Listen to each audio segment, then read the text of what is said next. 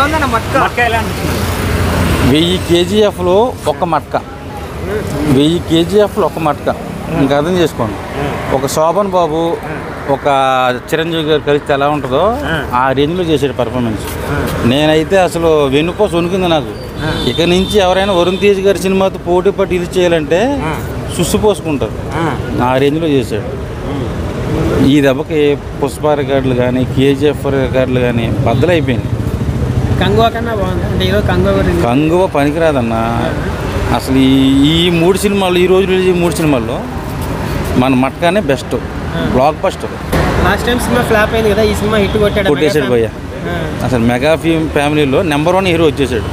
నాకు తెలిసి రామ్ చరణ్ కంటే పెద్ద స్టార్ అయిపోతాడు ఈ సినిమాతో మన వరుణ్ తేజ్. Mega prince. కొన్ని లుక్స్ వాళ్ళ నాన్న నాగబాబు లాగే ఉన్నాయి అంటారు. నాకైతే చిరంజీవిలా కనిపించాడు, చిరంజీవి కనిపించాడు.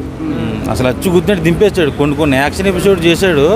వచ్చా మామూలుగా లేదు అసలు సినిమా.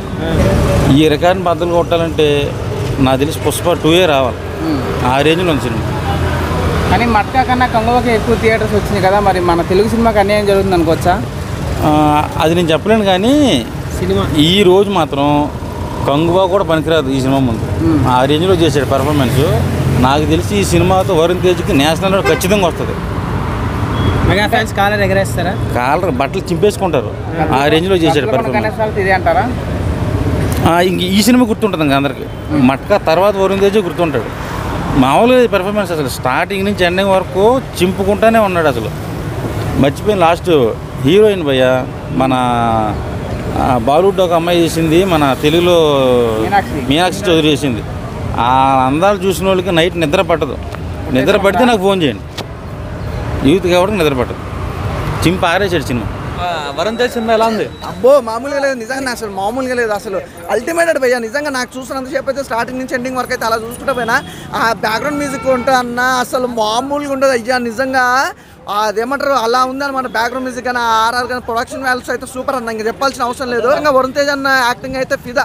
అంటే మనోని క్యారెక్టర్ వైజ్గా అయితే నిజంగా చెప్తున్నా ప్రతి సినిమా కూడా ఒక్కొక్క లెవెల్లో ఎదుగుకుంటే పోతుంది. అంటే ఒకటే కథ కాకుండా ఇప్పుడు ఒక లవ్ స్టోరీ ఒక కాన్సెప్ట్ అంటే కాన్సెప్ట్ వైజ్గా వెళ్తుంది. ఈ సినిమా మాత్రం అంతకు మించి ఉంది. ప్రతి ఒక్కరు ఎంజాయ్ చేస్తారు భయ్య. అసలు సినిమా మాత్రం ఎక్కడ ఇంత లాగ్ కూడా